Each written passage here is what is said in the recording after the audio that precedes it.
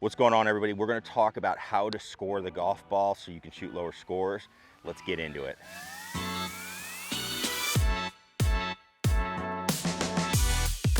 What's going on, everybody? Scott Oaken coming at you. We're out here. We're at Old Oak, beautiful Old Oak with their beautiful wedge range here, working on some strategy. This is stuff I would talk about with players on course. This is something that people very, very drastically misunderstand. So we're going to help you score here, but we're going to give you some strategies about approaching a green. And also, if you're working on your wedges, you can actually work on your game where, hey, I'm going to get better, because you start learning a lot about your golf swing and how it works. So here at Old Oak, we've got two flags. I've got the back left flag, if I laser it, is 74, and the front one is 69. Okay, so a couple of different yardages here. A couple of other things we have to take into account. If we're going to work on scoring when we're playing outside, we are downwind. Okay, we are downwind, and the greens are a little bit firmer. Okay, typically, you know, a practice green is going to be firmer anyway, but this one is firm, which is good because we do play on some of those. So we have to take that into account of how are we going to get the ball close to the hole. That is my goal. So let's take the back left flag here first. Okay, 74 yards, because that is the easier one out of these two shots. Now, why is it easier?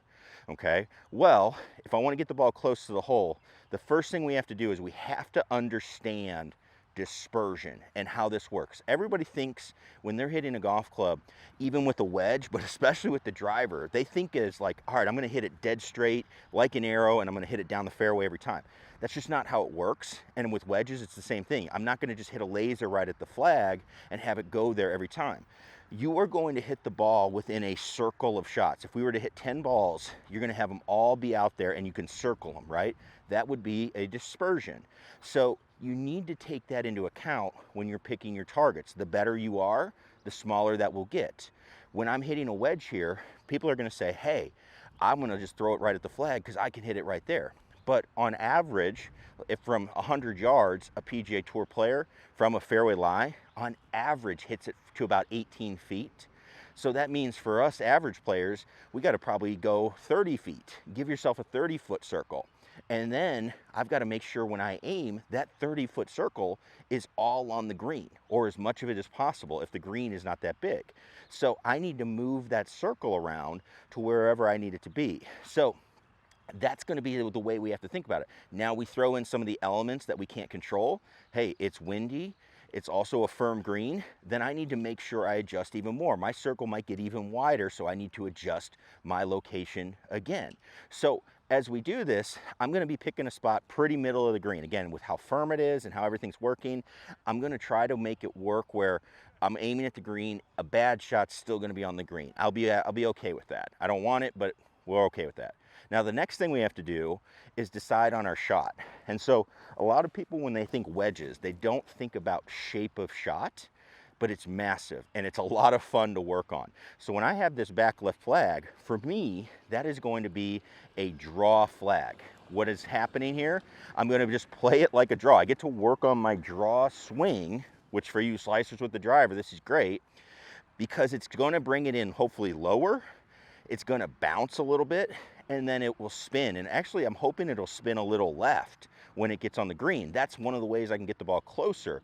You can get that ball to spin. Now, downwind again, it's probably going to hop more forward, but we'll try it out. So I'm aiming at that middle of the green, but I'm working on curving the ball slightly and then hopefully getting a little bit of ground draw to be able to get that ball close. So for me, I'm going to hit a shot here.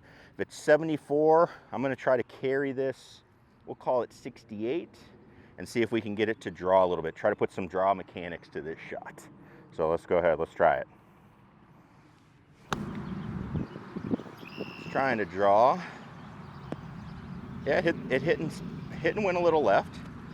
Man, that was firm. It bounced pretty far. Okay, so you can see there, I have my flight scope lined up at the target, but you can see that I have some face to path. So that's going to be the big one. Face to path is to the left, so I did play that draw. What was my carry on that one? I hit that pretty good. Carry was 70, so not bad. So it carried just short of the flag and then bounced. Looked like it went to the back edge. So that's a very firm bounce, but we'll try to do it again here as we go. Okay, so let's see if we can really draw one in there. About the same on the draw. Definitely didn't hit it as hard. You could hear that 66. Balls on the green, so I did good there. Let's see, I didn't really get my draw. I just kind of floated it out there to the right. So that's something I would work on. But because I have good strategy, you can look at my 2 shots and say, hey, from 75, 80 yards, I've got a reasonable look, 15 to 20 feet, to be able to make that putt, okay? So the thing that gets most people, though, especially high handicappers, is when we try to go to the front right flag. This front right flag is tough. Okay, so we said it was 69 yards to the flag, and it's up front, sloping in front. So if you come up short, it's not going to kick on most likely. And if you have really fast fairways, it's going to roll back down and leave you a very difficult shot.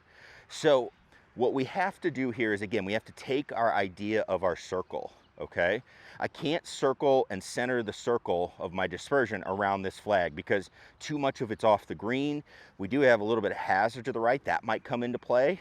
Okay, it's something that we need to take a conservative target. So that target that gets us on the green is beyond the flag, and it's actually left. So I'm not going to try to change too much to hit this flag. This is just one of those flags where you got to say, hey, past it 25, 30 feet, downwind, that's just the way it is. It's a good chance to play very safe. Now, there is something I can do to try and help, and that is where I can actually try to cut this ball to see if I can get it to stop faster. I'm gonna see if I can put a little more spin.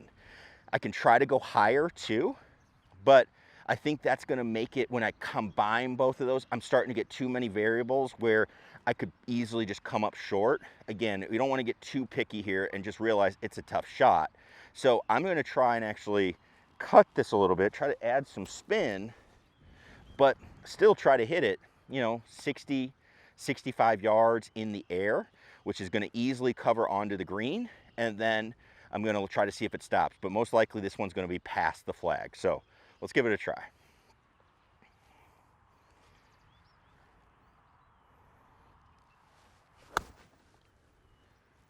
It's cutting a little bit. Oh, and you can see it spun off to the right. So I carried it 70, a little bit deep. It's probably not that bad of a spot, but you can see how that going at the flag, I flirted with having a very short-sided, very tricky up and down. And I've turned a chance where, hey, I'm gonna get it up there and easily 2-putt, maybe 1-putt it. And now it's struggling to get down in 3 from this 75 yards or so distance. So let's go ahead, let's try it again. You can also see when that ball hit the ground, it spun right, which is good. I just need to get it more left. So let's do that. There's my cut. Definitely safer. Oh, terrible bounce. Terrible bounce. You can see how that bounced to the left as it hit. That's fine. Again, I'm okay with that. I'm going to take it. I'm most likely going to 2-putt it from there, and we'll go from there. So planning out your shots is something that most people need to do that people really aren't good at. So think about that as you're getting out to the golf course. All right, hey, I want to get better at my scoring. Well, let's start taking some of these ideas and score better, hit these shots, but then also start applying them to the rest of your game, okay? It's a lot easier to see it here than it is sometimes in the long part of the game. So if you have questions about it, make sure you check it out. Our Breaking 90 plan is in the description, and also make sure you click that subscribe button. We'll see you in the next one. Peace.